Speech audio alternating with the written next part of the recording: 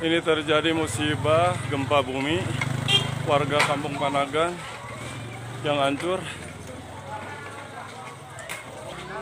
Ini korban anak pada semua material bangunan. Orang tua anda tuh, Kini rumah nonton, wae. Kalau mau rapat sekedap teng sarang, mau 20 menit. Mereka sing rapat podo pinter ya cepet putus. Rapat gue debat tok. Podo ora paham ruwet. Jadi Allah itu zat yang kuasa mendatangkan adab dari sisi atas.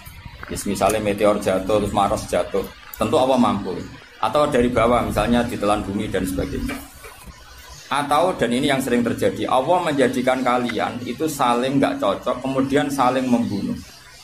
Itu kan natijanya sama kan, misalnya kamu kena meteor kan ya mati, kena likuifaksi mati, disembelih mati. Milih ndi?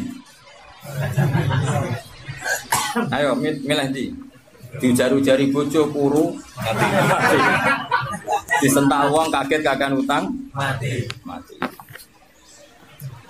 Rasa dicontohno. Sampai jatuh kecelakaan rapi. Sensitif.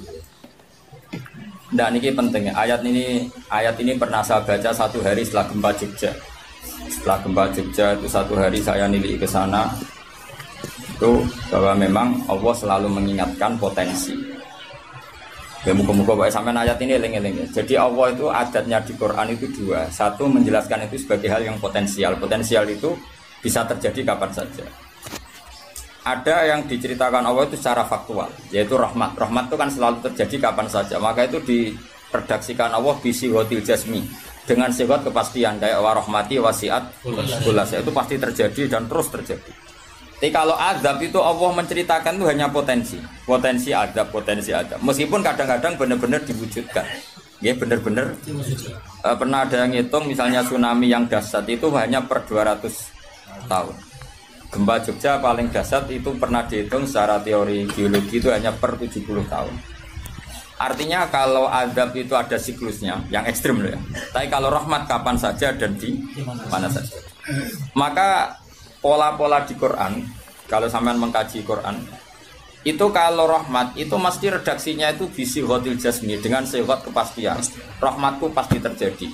Kata barabbukum ala nafsi rahmah, bahkan Tuhanmu memastikan dirinya pelaku rahmat, dirinya pelaku pemberi rahmat, dan Allah mewajibkan pada dirinya sendiri. Tapi kalau Allah menceritakan adab itu hanya redaksi saya mampu memberi adab, tapi tidak harus melakukan. Jadi mampu kan tidak harus melakukan, tapi tetap potensi melakukan.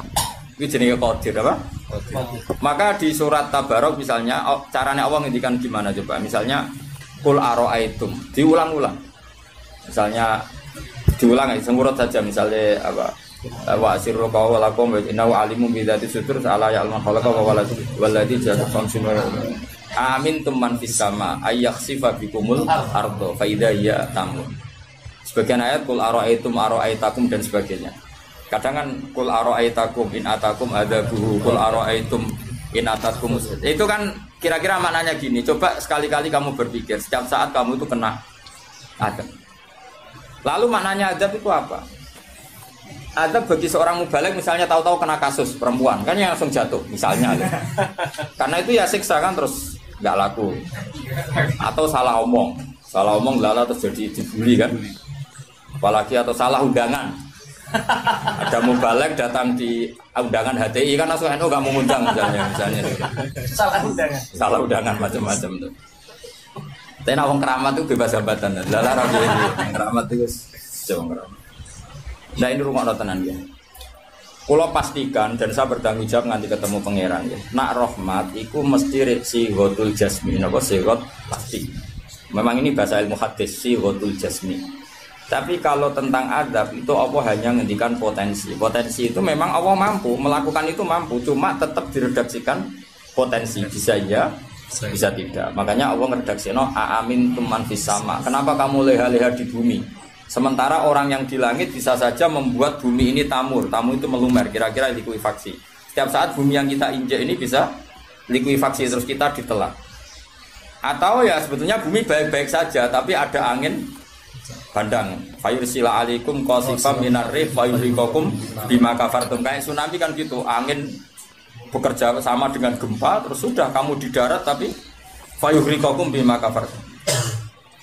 Makanya ahli gempa Jogja itu sama saya itu kagumnya bukan main. Karena tadi ketika tanya saya, Pak Bah, masalah gempa itu gimana? Saya jawab tadi, sebenarnya Quran itu pernah gambarkan orang itu tenggelam di darat. Itu tadi fayursila alaikum qasifam minarri fayuhriqakum bima kafartum. Tinggal Allah melibatkan angin. Angin kan mengirimkan gelombang, kamu di darat kayak kasus di Aceh tapi tetap apa? Tenggelam. Jadi justru tenggelam itu bayangan Quran yang berupa adab itu fayuhriqakum bima kafartum. Kamu tenggelam. Ya tentu kita ngomong potensinya saja. Kowe ora usah sok suci dengan kata bima kafartum, itu urusane pangeran. Iki nuduh ngaceh kafir dhewe. Maka ini penting ada kesadaran ahli sunnah. Kalau Allah ngendikan ya kita diam saja, karena Allah itu ala kulli syai'in qadir bi kulli syai'in alim. Kamu tidak usah kecangkeman orang Aceh diadab karena banyak maksiat, ke malah goblok yang telulas. Podo-podo maksiat wong Aceh rak maksiat wong Bali. Bali le maksiat wong Hollywood, Hollywood le maksiat wong Cina malah komunis. Enggak usah ngomong gitu, pokoknya adab itu Allah kuasa mengadab siapa saja. Tapi kita berhenti di situ, enggak usah ngomong siksa karena dosa, karena kalau kamu ngomong dosa diperbandingkan ada daerah yang lebih dosa atau itu tidak wilayah kamu. Terus misalnya ono kisah melarat, Qur'ane ra barokah. Yo, ora usah nuduh ngono, iso wae justru melarat iku barokah, mergo ra kakean hisab nggo duwe wong. Justru pidato laris iso ra barokah, kakean nggo duwe wong. Rumah samu ora ono tanggung jawab. Kan kita tidak pernah tahu. Iya. Jelas ana walatus aluna yauma idzin anina. Semakin dapat banyak tanggung jawabnya semakin banyak. Ora iso terus leha-leha wah kutil ilmuku barokah lari-lari mbahmu. Enggak mesti semua di dunia itu enggak mesti semua. Yang sedang rezekinya banyak bisa saja hisabnya banyak. Tapi bisa saja memang barokah. Ngono bodoh ya melarat wis. Tapi sing ra di rezeki iso wae azab, iso wae ngringakno hisab. Kita kan enggak pernah tahu. Nak wali mesti ngringakno hisab. Tapi nak wali pancen ya aki-aki adab.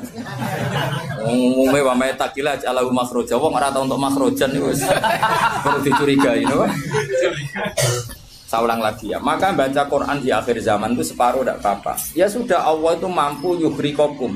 Tapi untuk orang lain tidak usah kamu tuduh bima kafartum. Karena yang kamu tuduh itu orang Islam. Tidak perlu kamu bilang tsunami aja karena orangnya dosa. Kowe itu sopo? Kok ngerti tulisan Allah Mahfud itu kalau karena ya sudah, roy kita tenggelam itu saja yang kita ngerti iyanan, tapi rasa ngerti sebab. Ibarat gini, ujung-ujung misalnya bojone itu minggat, orang mengamati kurang opo, padahal semua balik terkenal. Ya kurang ganteng misalnya, kan enggak pernah tahu. Kita mengkonfirmasi kan enggak pernah tahu. Yang kita tahu ya minggatnya saja. Setelah itu sudah kita tidak perlu. Misalnya Aceh ada tsunami, ya sudah tsunaminya saja. Kira usah nerusno. Bima kafartum itu wilayahnya Allah. Napa? Wilayahnya Allah. Makanya Rasulullah itu kalau ditanya ada adab itu Nabi enggak pernah nerus. Ya sudah ada adab, tapi kalau mansus ya mansus misalnya kaum Lut itu mansus karena adab. Tapi kalau orang Islam kan enggak mesti adab, saja hukuman yang menjadikan malah mlebu swarga. Kalau sama nggak percaya gini, dan saya menjamin pasti saya benar dalam hal ini karena saya berdasar hadis sahih.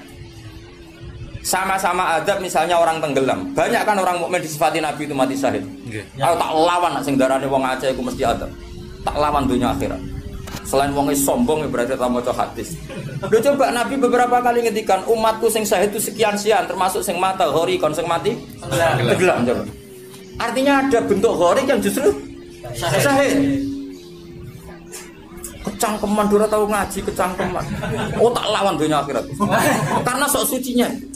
Sudah kita baca ayatnya berhenti fayuhriqakum saja. Soal bima kafartum itu otoritasnya wilayahnya Allah Subhanahu wa taala. Dosa suci do cangkeman. Oh tak lawan tenan. Nah wong iku mlebu swarga aku usul pangeran. Ampun Gusti. Niku nate ngenyek tiyang sak provinsi. Sok sucinya. Lu coba ya. Banyak orang mati divonis, misalnya kamu, wah iku krana adab. Ternyata Nabi ngendikan mabtun wong lara weteng syahid. Gharik syahid, mahdum syahid. Orang yang mati kurban, kan kita tidak pernah tahu. Ya sudah, bodoh-bodoh tidak pernah tahu, pakai yang husnul khotimah saja, pakai yang husnudzon saja. Ono hafid kok mati umay rubo. Milih sing husnudzon ae berarti sahih. Kategorinya mahdum. Jangan terus ono wah kena adab. Kesuwen oleh ngedol Quran lu ngawur. Oh, tak lawan sing ngomong-ngomong lawan. Siap lawan. Siap ya. Follow ISIS. Kita asli nih, maksudnya hobinya itu tak. Hobinya itu tak ada. Jadi nak dicak ngomong damai itu dingin. Yo pancen yo lucu, nak wong brewoken terus gak garang itu. Lucu nih, jadi nak pangeran ngendikan rungokno wae. Tapi kowe ora usah koyok di otoritas kok pangeran ben ngono pangeran. Itu termasuk tafsir yang termasuk saya setuju. Makanya kata Imam Sa'rawi, nak pangeran negur Kanjeng Nabi kira usah melok-melok. Kanjeng Nabi atasane pangeran kira usah melok-melok duwe rasa sesuatu mbek Nabi. Misalnya Nabi ditegur di Abasa, ya biar Allah atasannya Nabi, berhak dong negur. Kowe ora usah di perasaan macam-macam. Lho Nabi kok ditegur pangeran ora ngono. Nabi tetep panutan kita ila yaumil kiamah. Itu kan ibarat masyhur lah, misalnya Mbah Mun kadang negur putrane. Ora perlu santri ngrasa putranya ada apa-apa. Itu kan wilayahnya Mbah Mun karena sama putra. Kayak aku misalnya negur tuh, aku ora olah terus melok negur tuh aku walat. Lho tuh harus mubalek kowe sapa? Lah nek aku ora apa kiai ini aja. Paham ya jelas ya? Mak aku oleh sak uri-uriku. Cara dekne protes ning pangeran tetep dosane akeh dekne dibanding. Paling ngenyek dekne ditulis pira loro paling. Ini nak gak sampai ilmu. Apa meneh diperjualbelikan. Bagus. Tuntas kok ngadepi aku sama gue. Saya ulang lagi, ini penting saya utarakan. Jadi Allah saja yang Tuhan ngendikan itu potensi. Saya pastikan lah. Kita semua kenal Allah yang warahmati wasiat. Nabi berkali-kali ngendikan inna rahmati sabaqat ghadab. Sebagian riwayat bukan sabaqat, ghalabat. Setiap rahmatku pasti mengalahkan azabku. Artinya gini, kalau ada potensi azab, ya kita milih itu bentuk rahmat saja dulu, karena itu yang mesti menang. Jadi paribasane aku roh munib, mati kecepet omahe paribasane. Utawa mati tiba ning WC. Misal aku tetep darani syahid. Kategorine mahdum. Ojo kok aku mati ning WC. Mungkin dia nutupi kewaliane tapi ebane mati ning apa? Ebane mati ning WC. Enggak apa-apa. Karena menduga rahmat itu lebih gampang karena Allah jelas ngendikan yang hadis qudsi inna rahmati ghalabat ghadabi. Berarti gamane pola semua itu lebih baik kamu tafsirkan sebagai rahmat. Nah, kecuali ada sorikul ayat yang mengatakan itu adab, tapi mana ada sekarang udah ada nabi.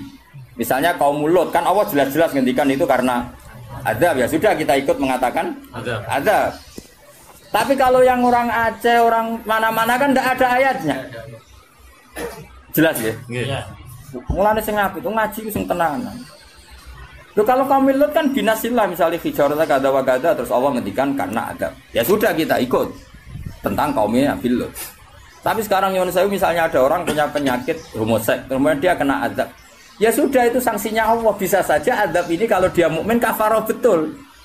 Memang ya adab tapi oleh Allah dihitung kafarah dan itu hadis sahih. Tidak ada seorang mukmin yang punya dosa kecuali nanti dia kena masalah, nanti kena riu atau kesandung dari Nabi dan itu nanti jadi kafarahnya. Dan misalnya ikut Safif ya persimaan mulai kesandung berganti ceblok. Ya, tapi salam tampil orang ceblok. Kalau nanti diceritani Ustaz, setengah drama juga kisahnya. Saya latihan nyai bapak kepleset.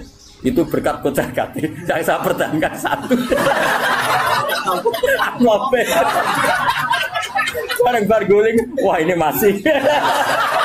Mereka latihan mama, ini paling penting. Berkat gak masalah, berkat enggak. Nah, seperti ini kowe ora usah nak wilih sebagai adab.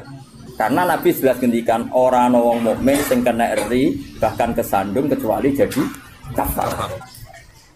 Jadi saya pastikan fayuhrikakum bima kafartum itu untuk konteks orang mukmin kamu baca separuh saja sudah Allah itu mampu menenggelamkan kalian.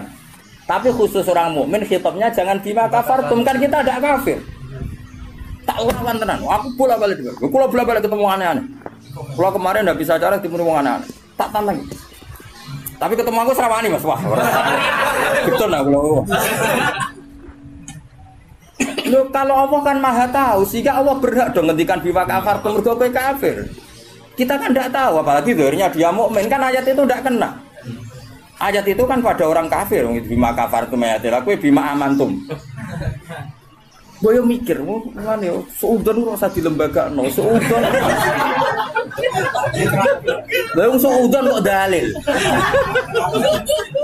Ijak ana panggungnya dia.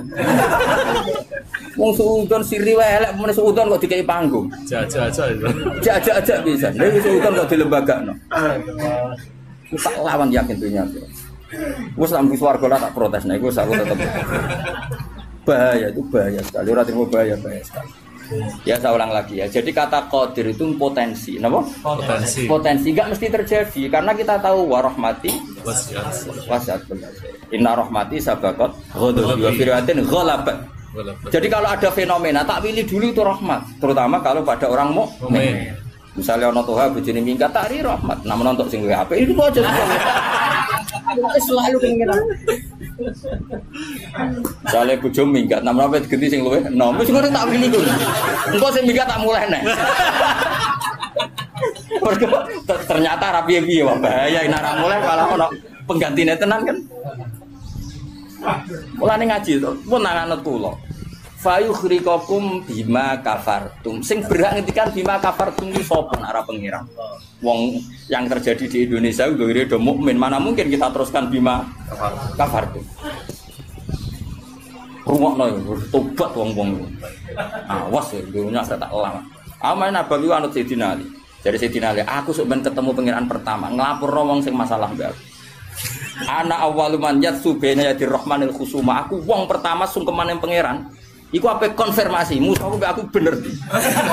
Aku sih yakin ngono. Aku sebenarnya yo ngono. Ulama dilawan bal ngenyek wong. Yakin wis ora yakin. Oke, ana awaluman yajsu baina yadir rahmanil khusuma. Yatsu iku apa sungkeman. Sama kata jasa yatsu sisu. Aku wong pertama pas ketemu pangeran sungkeman mengkonfirmasi itu tolong bisa putuskan saya atau mereka yang benar. Aku lah yang ngono harinya. Sowan wong dilawan ngawur ya. Quran ini wae pangeran ngitikan apa saja sah karena Allah itu alimum bidzati sudur bikulli syai'in. Alim kita ini siapa? Kita kan enggak tahu detailnya orang-orang mukmin. Enggak usah kamu vonis itu azab. Ya sudah kalau kena azab saja kafara, apalagi Nabi berakari ngendikan umatku sing syahid itu mahdum ya syahid, gharib ya syahid. Bahkan banyak ulama mengatakan mati cinta itu syahid. Asal gak zina, gak SMS-an lho. Ngempet seneng ape SMS-an wedi dosa. Ape delok wedi terus mati ku syahid ya. Yakin. Tapi nek men delok gambare SMS-an terus bareng kalah saingan mati. Wah.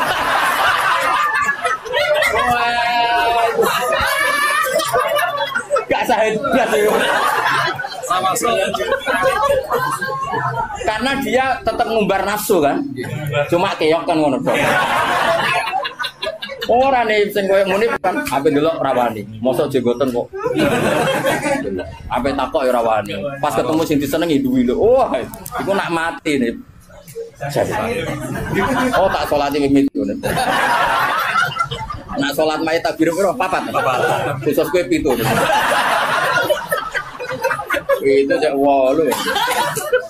Loh, jangan kira tuh gak sah. Salat mayit ditakbiri piro wae? Sah. Masyhur ning gone fikih, tapi ora usah ge aliran anyar. Lho aku ahli fikih ora usah mbok debat. Kan banyak mengatakan Allahu Akbar itu zikir. Sehingga jumlahnya tidak perlu dibatasi. Cuma saiki wis milih 4 ae. 4 ya umumnya. Aku nganti lali jumlahnya. Cuma nak soben suatu saat nak muni mati saya aku pirang jadi 7. Istimewa. Istimewa tapi sesat nih. Ya jadi jelas ya, saya mohon sekali. Jadi kayak gempa Jogja, gempa mana-mana, kayak usah kecangkeman itu darani ada. Karena itu nggak ada kepastian. Mau potensi ya, kalau potensi ada, ya potensi loh ya. Tapi kita tahu yang mesti terjadi hubungan kita dengan Allah adalah kita mendapatkan rahmatnya itu. Mergo jelas wa rahmati wasiat. Jelas kepastian kita hubungan dengan Allah itu dapat rahmatnya, bukan dapat adabnya. Itu yang pasti. Meskipun sekali-kali ada. Tapi kan jelas Allah ngendikan rahmati sabaqat ghadabi wa biriwatin ghalabat ghadabi itu hadis qudsi. Jadi Quran yo jelas, hadis qudsinya jelas. Dan saya termasuk kiai sing waras. Baru kayak waras itu gampang husnudzon. Ngomong ngaji